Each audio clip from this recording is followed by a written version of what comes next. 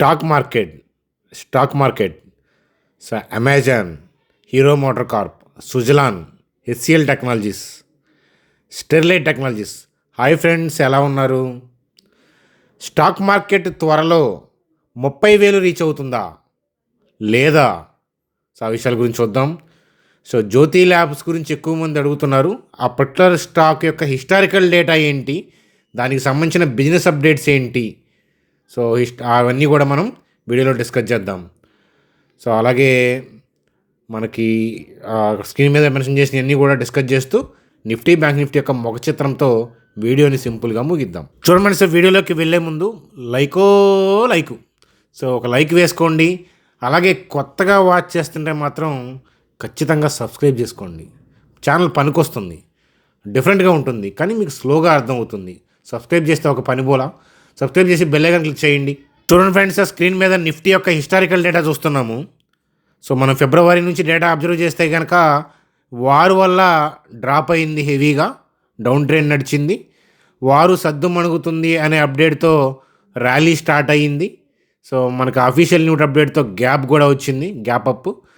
కానీ సద్దు మణగకుండా అలాగే US Iran war continue చేయడంతో సో మళ్ళీ ఏంటంటే మార్కెట్లో స్తబ్దు కాస్త కింద వైపు పయనించింది. మళ్ళీ ఏంటంటే ఒప్పందం చేసుకోబోతున్నారు, సో వారు క్లోజ్ అయిపోతుంది. సో ఆ హార్మూజ్ ఏదైతే ఉందో జలసంధి, సో దాని మీద కూడా క్లారిటీ వస్తుంది. ఇలాంటివన్నీ ఇత్యాది అప్డేట్స్ రావడంతో అది ఓపెన్ అయ్యి క్రూడ్ ఆయిల్ పడిపోవటం. సో క్రూడ్ ఆయిల్ కూడా ఏంటంటే మనకి $72 పర్ బ్యారెల్కి బ్రెంట్ క్రూడ్ పడిపోయింది. ఇత్యాది అప్డేట్స్తో ఏంటంటే మార్కెట్లో మళ్ళీ ఏంటంటే పునర్వైభవం దిశగా ఏంటంటే కాస్త రీసెంట్గా ర్యాలీ అయ్యాయన్నమాట. సో చూడండి, ఓవరాల్గా ఈ వారు వల్ల డౌన్ ట్రెండ్, సో వారు క్లోజ్ అవుతుంది అనే అప్డేట్తో ర్యాలీ, కానీ క్లోజ్ అవ్వకుండా కంటిన్యూ అవడంతో కాస్త డ్రాపు, మందగమనం. మళ్ళా ఒప్పందం కుదుర్చుకుంటారు అనే సంకేతంతో ఏంటంటే మళ్ళా ర్యాలీ. సో క్రూడ్ ఆయిల్ కూడా హెవీగా ఫాలో అవటం. సో ఇది మన కంట్రీకి కలిసి వచ్చే అంశం. ఇత్యాది థింగ్స్ వల్ల ఏంటంటే ర్యాలీ అయ్యాయి. సో అయితే సో ఈరోజు మార్కెట్లో ఏంటంటే ఓపెనింగ్ గ్యాప్ అప్లో ఓపెన్ అయ్యింది. సో మంచిగా హైయర్ లెవెల్లోకి దూసుకు వెళ్ళినట్లే వెళ్ళి క్లోజింగ్ టైంకి డౌన్లో క్లోజ్ అయింది. సో డౌన్లో క్లోజ్ అయినా ప్రీవియస్ క్లోజింగ్తో కంపేర్ చేస్తే హైలో క్లోజ్ అయిందా, లోలో క్లోజ్ అయిందా, నేను దాని గురించి మాట్లాడట్లేదు. కానీ ఓవరాల్గా ముఖ చిత్రం చూడండి, మార్కెట్ ఏ డైరెక్షన్లో వెళ్ళాలని చూస్తుంది అని అంటే సో బ్రాడ్ పిక్చర్ ఏంటి అనేది చూస్తే కనుక క్రూడ్ ఆయిల్ ఫాలో అవటం, వారు సంబంధించిన సంధి కుదిర్చే వైపు స్టెప్స్ వేయటం, దీనివల్ల ఓవరాల్గా ట్రెండ్ అనేది సో పైకి వెళ్ళేలాగా నడుస్తూ ఉంది, అంతే కదా. సో ఈ ట్రెండ్ చేంజ్ అవ్వాలి అంటే, డౌన్ సైడ్ చేంజ్ అవ్వాలంటే ఏదన్నా డైనమిక్గా ట్రెండ్ని చేంజ్ చేయగలిగిన సత్తా కలిగిన న్యూస్ అప్డేట్ ఏదన్నా వస్తే తప్ప ట్రెండ్ చేంజ్ అవ్వదు. 1-2 డేస్ స్టాక్ మార్కెట్ పడటం అనేది సహజం, పడుతుంటాయి. ఏషియన్ మార్కెట్స్ బాగోకపోయినా, యుఎస్ మార్కెట్స్ బాగోకపోయినా, లోకల్గా ఏదైనా టెంపరీ ఇష్యూ వచ్చినా మన మార్కెట్లో పడుతుంటాయి. కానీ ఓవరాల్గా పైకి వెళ్ళాలని ఇంటెన్షన్ అయితే కనుక సో ఉంది అన్నమాట. అలాగే వన్స్ ఆల్ టైమ్ హైకి మార్కెట్ కనుక వెళ్తే ఏ బ్యాడ్ న్యూస్లు డైనమిక్గా రాకుండా కనుక త్వరలో ఆల్ టైమ్ హైని రీచ్ అయితే కనుక ఎఫ్ఐఎస్ యొక్క వాళ్ళ యొక్క ఇన్వెస్ట్మెంట్లు అగ్రెసివ్గా వచ్చే పాసిబిలిటీస్ ఉంటాయి. అది సో ఎఫ్ఐఎస్ యొక్క స్టైల్ ఎలా ఉంటుందంటే హైలో కొని హైయర్ హైస్కి తీసుకెళ్తారనమాట. అది సో అలాంటి పాసిబిలిటీస్ ఉంటాయి. సో డైనమిక్గా ఏదన్నా బ్యాడ్ న్యూస్ వచ్చి ట్రెండ్ని చేంజ్ అయ్యేలాగా వస్తే కనుక మనం వీడియోస్లో డిస్కస్ చేసుకుందాం. అన్లెస్ అంటిల్ త్వరలో ఏంటంటే ఈ రీసెంట్ హైస్ని దాటి ఈ న్యూ హైని దాటి వెళ్ళే పాసిబిలిటీస్ వైపు మార్కెట్ అడుగులు వేసే అవకాశం ఉంది అని చెప్పి చెప్తానన్నమాట. సో అలాగే ఏంటంటే ఇదే కంటిన్యూ అయితే, ఈ గమనం కంటిన్యూ అయ్యి మనకి ట్రెండ్ చేంజ్ అయ్యేలాగా ఏమీ ఇబ్బంది ఏమీ లేకపోతే కనుక మీరు అనుకున్న నెంబర్ కూడా వచ్చే అవకాశాలు ఉంటాయి అన్నమాట. వెళ్తుంది అని చెప్పలేము, ఎందుకంటే రన్నింగ్లో రాబోయే డైనమిక్గా వచ్చే షాకింగ్ న్యూస్లు మనం అంటే అప్పుడు రివ్యూ చేసుకోవాలి. ప్రజెంట్ అలాంటివి లేవు కాబట్టి ప్రజెంట్ ట్రెండ్ అనేది మంచి మూమెంటం కొనసాగుతుంది కాబట్టి అటువైపు వెళ్ళే అవకాశాలు ఉన్నాయి. సో రేపు ఎగ్జాక్ట్గా ఏంటి అనే దానికోసం ఏంటంటే సో రేపు గ్లోబల్ క్యూస్ ఏంటో చూసుకొని, గిఫ్ట్ నిఫ్టీ ఏంటో చూసుకొని దానికి తగ్గట్టుగా చూసుకోవాలి. దాని గురించి ఏంటంటే ముందుగా స్పెక్యులేట్ చేయొద్దు, ఎందుకంటే గ్లోబల్ క్యూస్ మన చేతుల్లో ఉండవు కాబట్టి. కానీ ఓవరాల్గా నిఫ్టీ యొక్క ముఖ చిత్రానికి అయితే కనుక ఇబ్బంది ఏమీ లేదు. ఆ విషయం మీ అందరికీ తెలిసిన విషయమే.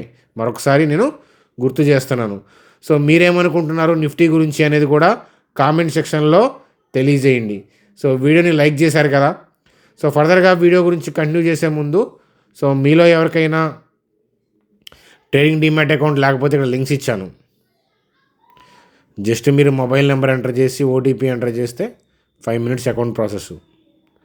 కాబట్టి మీకు ఇంట్రెస్ట్ ఉంటే సో అవి లింక్స్ ద్వారా అకౌంట్ ఓపెన్ చేసుకోండి. ఒకవేళ మీరు మన లింక్స్ ద్వారా అకౌంట్ ఓపెన్ చేస్తే ఐడి క్రియేట్ అవుతుంది కదా, ఐడిని ఏంటంటే మా టీం నెంబర్కి వాట్సాప్ చేయండి. వాట్సాప్ చేస్తే మీకు వాళ్ళ బ్రోకింగ్ కంపెనీస్ నుంచి ఏదైనా అప్డేట్స్ ఉంటే మీకు ఇన్ఫామ్ చేస్తాం. చూడండి సార్, జ్యోతి ల్యాబ్స్ ఎక్కువగా కామెంట్స్లో చూసాము. సో అయితే కొన్ని ఇయర్స్ బ్యాక్ మనం కూడా జ్యోతి ల్యాబ్స్ గురించి హిస్టారికల్ డేటా గురించి మనం మాట్లాడుకున్నాము. సో ఎందుకని ఈ స్టాక్ గురించి అడిగారు అని అంటే, రీసెంట్గా హెవీ ఫాల్ డౌన్ అయింది.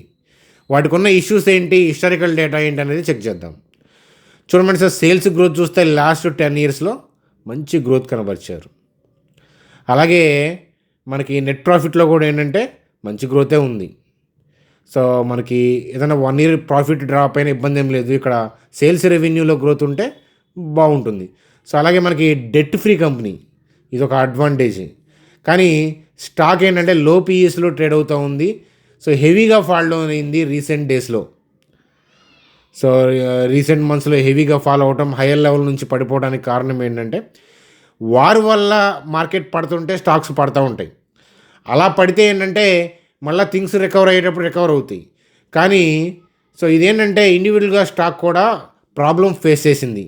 సో అదేంటి అని అంటే, చూడండి, వీళ్ళకి ఎప్పటి నుంచో వీళ్ళకి టైఅప్ అయిన బ్రాండ్ అయితే ఉందో సో దాంతో ఏంటంటే వీళ్ళకి లైసెన్స్ అగ్రిమెంట్ అనేది కంటిన్యూ అవ్వలేదు. ఇప్పుడు ప్రిల్ని చూశారు కదా. సో ప్రిల్లు, హెన్కో ఇట్లాంటి బ్రాండ్స్ ఉన్నాయి. సో అవి ఏంటంటే సో అంటే వాటి ఆ లైసెన్స్ అగ్రిమెంట్ అనేది కంటిన్యూ చేయకపోవడంతో సో అవి ఇప్పటిదాకా ఏంటంటే 31% రెవెన్యూకి కాంట్రిబ్యూట్ చేశాయి. అంటే కంపెనీ ఓవరాల్ రెవెన్యూలో 31% కాంట్రిబ్యూట్ చేస్తున్న బ్రాండ్ లైసెన్స్ అనేది కంటిన్యూ చేయకపోవడంతో ఆ న్యూస్ అప్డేట్తో ఏంటంటే పడిపోయిందనమాట. స్టాకు రీసెంట్గా ఫాల్ డౌన్స్ అయిపోవడానికి కారణం అది. అయితే కంపెనీ మేనేజ్మెంట్ ఏం చేయబోతుంది, ఫర్దర్గా స్టెప్స్ ఏం తీసుకోబోతున్నారు, దాన్ని బేస్ చేసుకొని సో వాళ్ళు ఏదైనా మంచి డెసిషన్ తీసుకొని అటువైపు కనుక స్టెప్స్ వేస్తే కనుక మళ్ళీ పునర్వైభవం వచ్చే అవకాశాలు ఉంటాయి. సో నేను అటువైపు రీసెర్చ్ చేస్తూ ఉన్నాను. ఫర్దర్గా దీనికి సంబంధించిన బిజినెస్ ఏదైనా అప్డేట్ వచ్చినా కూడా కామెంట్ సెక్షన్లో తెలియజేయండి. నేను కూడా వెతుకుతూ ఉన్నాను అనమాట. ఫర్దర్గా కూడా రీసెర్చ్ చేసుకొని మనం ప్రోసు కాన్స్ అనేవి మాట్లాడుకోవాలన్నమాట. అది సో కారణం ఏంటో తెలిస్తే సో ఆ కారణం అనేది ఎందుకు పడిందో అర్థమైంది కదా. దానికి మెండింగ్ అనేది కంపెనీ అనేది చేయగలుగుతుందా లేదా, అది ఇంపార్టెంట్ అనమాట. ఇట్లాంటి కీ డెసిషన్స్ మీద ఫోకస్ చేస్తే, క్లోజ్గా వాచ్ చేసుకుంటూ ఉంటే ఏంటంటే మీకు అవగాహన వస్తుంది అనమాట. అది సో ఎప్పుడైనా సరే ఇట్లాంటి కీ పాయింట్స్ని గుర్తుపెట్టుకోండి ఫ్రెండ్స్, అదనమాట. అంతేగాని ప్రైస్ పడిపోయింది, పెరిగింది, పడింది, పెరిగింది, సో అలా కాదనమాట. సో ఒకప్పుడు వెలిగిందే, కానీ మధ్యలో ఏంటంటే ఈ సెట్ బ్యాక్. కానీ మేనేజ్మెంట్ చూడండి ఫ్రెండ్స్, మన లైఫ్లో కూడా సెట్ బ్యాక్స్ వస్తూ ఉంటాయి. కానీ మనం బౌన్స్ బ్యాక్ ఇచ్చామా లేదా సో అనే దాన్ని బట్టి మన లైఫ్ ఫర్దర్గా ఉంటుంది. అలాగే ఈ కంపెనీ మేనేజ్మెంట్లు కూడా స్ట్రాంగ్ మేనేజ్మెంటే, కానీ ఫర్దర్గా వాళ్ళు ఎలాంటి స్టెప్స్ తీసుకుంటున్నారు, దానికి సంబంధించిన అప్డేట్స్, వాటి యొక్క థింగ్స్ అవి మనం చూసుకుంటూ లోతుపాతులు అవి మనం చూడాలన్నమాట. అది ఒక ప్రోసు కాన్స్ మనం చూడాలి. ఒక స్టాక్ మార్కెట్ ఇన్వెస్టర్గా ఆలోచించదగిన థింగ్స్ అనమాట. అలాంటి ఆలోచించండి. మీ ఫైనాన్షియల్ అడ్వైజర్ని కలవండి, మరింత విశ్లేషణ అనేది చేయండి.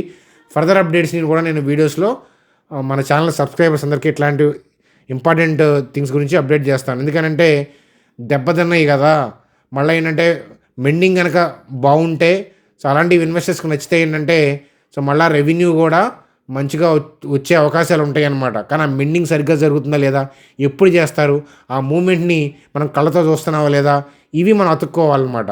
సో ఇట్లాంటివి తెలియాలి అంటే మన ఛానల్ని సబ్స్క్రైబ్ చేసి అతుక్కొని ఉండాలన్నమాట. అది కథ. చూడండి sir, Sterlite Technologies upper circuit after launching QIP.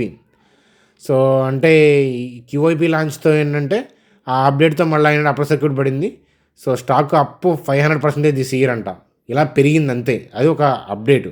ఎక్కడి నుంచి ఫర్దర్గా ఏంటనే దానికి మన స్టాక్ హిస్టారికల్ డేటా మొత్తం కూడా రివ్యూ చేసుకోవాలి. జస్ట్ న్యూస్ అప్డేట్గా చూడండి. ఫ్రెండ్స్, అలాగే సుజలాన్కి సంబంధించిన news energy. So Suzlon energy backs Tata power RE's new EPC contract for 400 megawatts wind energy project అంట. సో ఇది ఒక మంచి అప్డేటే. ఎందుకు పడింది అని నెగిటివ్గా చూడొద్దు. సో మా అక్కడ పాజిటివ్ న్యూస్ రాగానే స్టాక్లో పెరగాలని రూల్ ఏమి ఉండదు స్టాక్ మార్కెట్కి. సో ఎందుకంటే అందరికీ తెలిసేటప్పటికి ప్రాఫిట్ బుకింగ్ కూడా అవుతూ ఉంటాయి. కాబట్టి న్యూస్ అప్డేట్ని చూడండి అంటాను. చూడండి, అలాగే సిఎల్ఎస్ఏ వాళ్ళు హీరో మోటార్ కార్ప్ గురించి టార్గెట్ ప్రైజ్ని పెంచి అవుట్ పర్ఫామ్ చేస్తుంది అంటున్నారు. సో అయితే బ్యాడ్ మాన్సూన్ కదా అని చెప్పి అనుకోవచ్చు. కానీ బ్యాడ్ మాన్సూన్స్ 2 వీలర్స్ మీద ఎఫెక్ట్ చేయలేదు అని హిస్టరీ చెప్తుంది అని వీళ్ళు కామెంట్ చేశారనమాట. అది కాబట్టి అలాంటి కీ పాయింట్స్ అబ్జర్వ్ చేయండి. వాళ్ళు ఎందుకు చూస్తున్నారు, ఎందుకు రివ్యూ చేస్తున్నారని. అంతేగాని వాళ్ళు చెప్పిన టార్గెట్ ప్రైజ్లకి స్టాక్స్ వెళ్తాయని చెప్పి బ్లైండ్గా నమ్మారంటే మాత్రం ఇబ్బంది పడతారు. ఒక కంపెనీస్ని వాళ్ళు పీర్స్తో కంపేర్ చేస్తే ఎందుకు పిక్ చేస్తున్నారు, ఎలాంటప్పుడు పిక్ చేస్తున్నారు అనేది ఒకసారి మీరు చూడటానికి ఇది ఒక ఎగ్జాంపుల్ అని చెప్పి చెప్తాను. అలాగే HCL technologies partners Google cloud, service now. So AI point of వ్యూలో హెవీగా స్టెప్స్ వేస్తున్నారు. నిన్న మనం ఆల్రెడీ డిస్కస్ చేసుకున్నాం HCL టెక్నాలజీస్ గురించి, అదనమాట. కాబట్టి ఇలాంటి స్టెప్స్ వేస్తే వాళ్ళు జేబీ మోర్గన్ స్టాన్లీ వాళ్ళు వీళ్ళకి ఇచ్చే రివ్యూస్, రేటింగ్స్ అని మార్చేస్తూ ఉంటారు. కాబట్టి మనం వాళ్ళకన్నా ముందు ఇలాంటివి వాచ్ చేస్తూ ఉండాలన్నమాట. అది ఇంపార్టెంట్. చూడండి, అలాగే అమెజాన్ $48 బిలియన్ ఇండియాలో 2030 కల్లా ఇన్వెస్ట్మెంట్ చేస్తారంట. So AI cloud infrastructure investments in India శుభసూచకం. అలా ఇన్వెస్ట్మెంట్ చేయాలని కోరుకుందాం. చూడండి ఫ్రెండ్స్, అలాగే బ్యాంక్ నిఫ్టీ యొక్క లాస్ట్ 3 months డేటా చూసినా కూడా వారు వల్ల డ్రాపు, దాని తర్వాత రికవరీ, మళ్ళీ వారు సద్దుమణగపోవడంతో సో ఇలా మళ్ళా కాస్త క్లమ్జీ మూమెంట్ గడిచింది. మళ్ళీ సద్దుమణుగుతుందనే అప్డేట్తో ర్యాలీస్ వచ్చాయి. ఒకరోజు రెడ్ క్యాండిల్ పడింది, హైయర్ లెవెల్ నుంచి డౌన్ అయిందని బ్యాడ్గా చూడొద్దు. ప్రాఫిట్ బుకింగ్ జరుగుతూ ఉంటాయి. సేమ్ థింగ్ ఏంటంటే అంతకుముందు డేస్ బాగా పెరిగి ఉన్నప్పుడు ఏంటంటే నెక్స్ట్ డే ఎక్కువ మంది ట్రేడర్స్ ఏం చేస్తారంటే బై చేయడానికి ట్రై చేస్తారు. ఇన్స్టిట్యూషన్స్ బై చేసి రీటైల్స్ బై చేయాలంటే ఆర్డర్లు ఎలా ఎగ్జిక్యూట్ అవుతాయి? పడవలో ఇద్దరు ఒకవైపు ఉంటే, పడవలో నలుగురు ఒకవైపు ఉన్నారనుకోండి, పడవ బోల్తా పడుతుంది. సో అందుకని ఏం చేస్తారంటే వాళ్ళు ట్రెండ్ని చేంజ్ చేయకుండా ప్రాఫిట్ బుకింగ్ చేసుకుంటూ ఉంటారు. అది హైయర్ లెవెల్లో ప్రాఫిట్ బుకింగ్ కనిపిస్తుంది, కానీ ఎక్కడ చెడేం కనిపించట్లేదు. బ్యాడ్ న్యూస్ వస్తే టెంపరీగా 1-2 days డిప్ అవుతూ ఉంటాయి. కానీ ఓవరాల్గా గమనం ఏటు, బ్యాంక్ నిఫ్టీ యొక్క దిక్సూచి ఎటు కనిపిస్తుంది, దానికి కారణాలు ఏంటి, వాటిలో యాక్టివ్గా ఉన్న స్టాక్స్ ఏంటి, ఇట్లాంటివి ఆలోచనలు చేయండి, పనికి వస్తాయి. సో వీడియోని లైక్ చేశారు కదా బ్రదర్స్, సిస్టర్స్. అలాగే చూడండి ఫ్రెండ్స్, మీ అభిప్రాయాలు కామెంట్ సెక్షన్లో తెలియజేయండి. మీకు ఏదైనా మంచి స్టాక్స్ గురించి అలా జ్యోతి లాబ్స్ లాగా ఏదైనా కామెంట్లు ఎక్కువ మంది అడుగుతూ ఉంటే వాటి యొక్క హిస్టారికల్ డేటా అనేది మనం వీడియోస్లో చెప్పే ప్రయత్నం అనేది చేద్దాం. వాడుకున్న ఇష్యూస్ ఏంటి అనేది చూసే ప్రయత్నం అనేది చేద్దాం. అందాక సెలవా మరి. Bye friends, good night.